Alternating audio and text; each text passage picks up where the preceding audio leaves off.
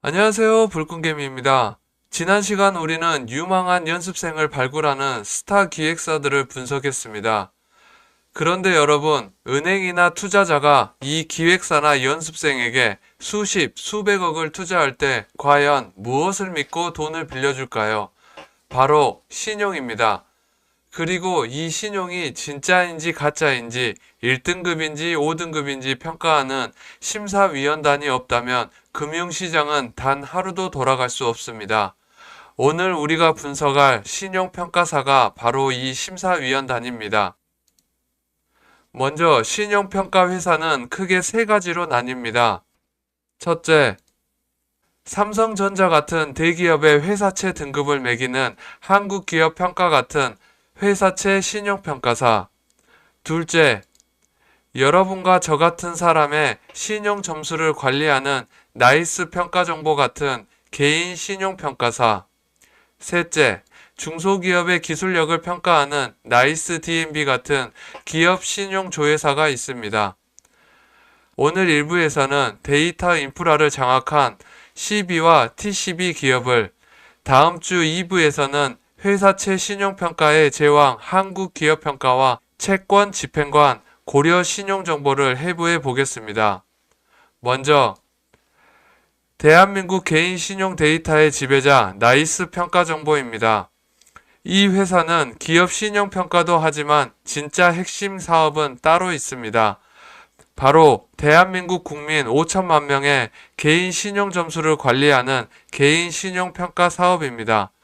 은행과 카드사는 나이스 평가 정보의 데이터 없이는 대출을 단 1원도 내줄 수 없습니다. 강점 1. 나이스 평가 정보의 가장 강력한 해자는 대한민국 개인 신용조회 시장을 KCB와 함께 시장의 95% 이상을 장악하는 양대 산맥입니다. 2023년 기준 나이스는 70%, KCB 27% 점유율을 보였으나 2025년에는 나이스 65%, KCB 35% 정도로 추정됩니다. 신용카드 발급, 은행 대출, 휴대폰 개통 등 모든 금융거래에서 금융기관들은 반드시 나이스의 데이터베이스를 조회해야 합니다. 이 과정에서 발생하는 조회 수수료가 바로 나이스 평가 정보에 마르지 않는 현금 창출원입니다. 이는 경기가 좋든 나쁘든 상관없이 발생하는 인프라성 매출이며 다른 경쟁자가 진입할 수 없는 강력한 정부의 허가 사업이라는 점에서 그 어떤 기업보다도 안정적인 수익 기반을 제공합니다. 강점 2.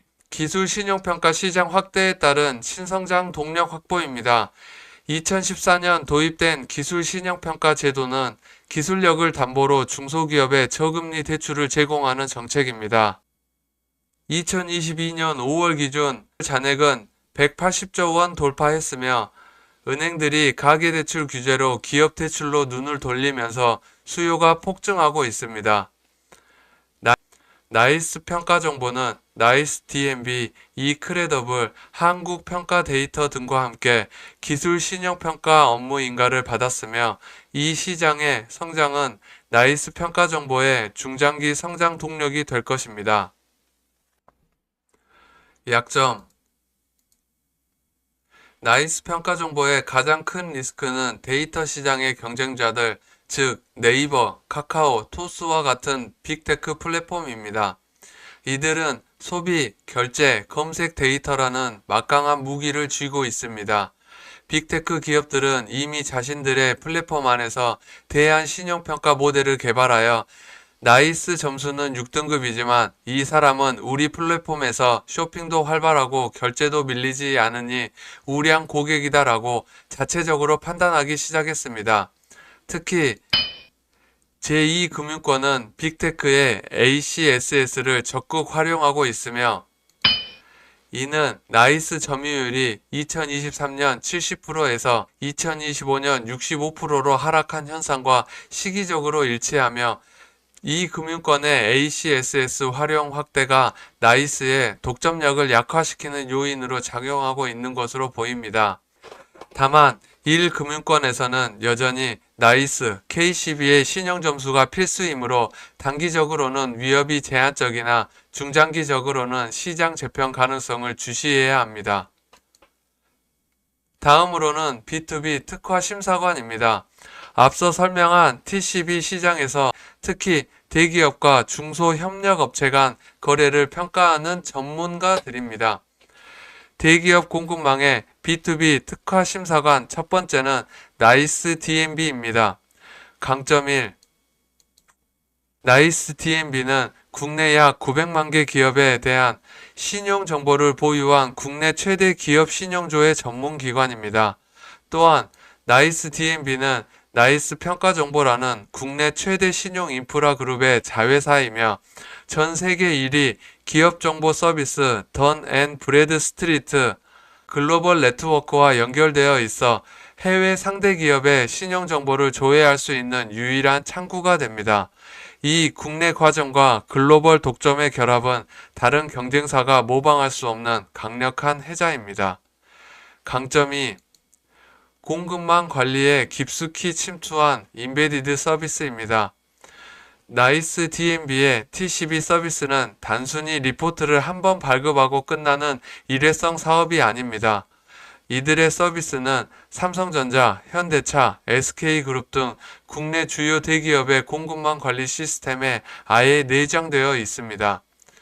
예를 들어 대기업이 수천 개의 1차, 2차 협력업체의 재무 건전성과 ESG 현황을 실시간으로 모니터링하고자 할 때 나이스 DNB의 솔루션이 이 시스템을 구축하고 데이터를 제공합니다.